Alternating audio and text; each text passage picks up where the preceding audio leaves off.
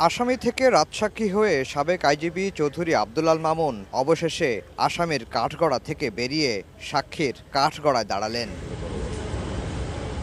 মঙ্গলবার সকাল 11টা 50 মিনিটে সাক্ষ্য দেয়া শুরু করেন জুলাই আন্দোলনের সময় পুলিশ প্রধানের দায়িত্বে থাকা মামুন। তিনি বলেন, 2018 সালের জাতীয় নির্বাচনের আগের রাতে 50% ভোট ব্যালট বাক্সে ভরে রাখতে শেখ হাসিনাকে পরামর্শ দিয়েছিলেন ওই সময় আইজিপি জাবেদ পাটোয়ারি। পুলিশে গোপালগঞ্জ সিন্ডিকেট নিয়েও জবানবন্দি দেন চৌধুরী আব্দুল আল মামুন। ওই সময়কার আইজিপি জাবেদ পাটোয়ারি সাহেবের পরামর্শে এই রাত্রে 50 ভাগ ভোট ব্যালট বাক্সে সিল মেরে ব্যালট ভরে দেওয়ার সিদ্ধান্তটা নিয়েছিলেন তৎকালীন সরকার।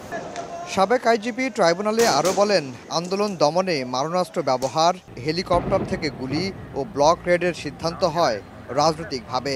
জানান, লেথাল উইপন ব্যবহারের নির্দেশনা এসেছিল শেখ হাসিনার কাছ থেকে।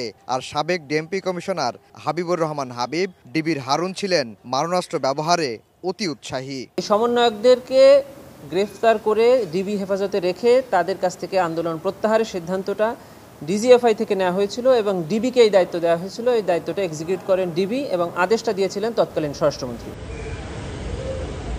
মামুন জবানবন্দিতে বলেন, র্যাব 1-এ টিআইএফ নামে গোপন বন্দিশালা ছিল, অন্য ইউনিটেও ছিল এমন বন্দিশালা।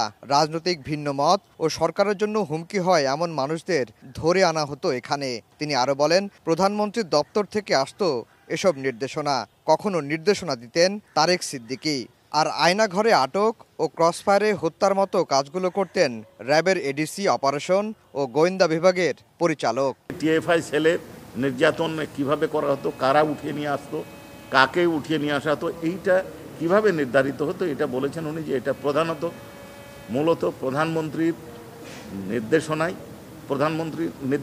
প্রধানমন্ত্রীর দপ্তর থেকে তাকে দেওয়া হতো। এবছরের 24শে মার্চ মুখ্য মহানগর হাকিম আদালতে স্বীকারোক্তিমূলক জবানবন্দি দেন চৌধুরী আব্দুল আল মামুন। তিনি জানান, স্বেচ্ছায় আসামি থেকে রাজসাক্ষী হয়ে সত্য উন্মোচন করতে চান। এর আগে শেখ হাসিনা আসাদুজ্জামান খান কামালের বিরুদ্ধে জুলাই আন্দোলনে আহত শহীদ পরিবারের সদস্য, চিকিৎসক সহ 35 জন সাক্ষ্য দিয়েছেন। এ মাসেই এ মামলার সাক্ষ্য গ্রহণ শেষ হওয়ার প্রত্যাশা করছে প্রসিকিউশন। আফজাল হোসেন, সময় সংবাদ, ঢাকা।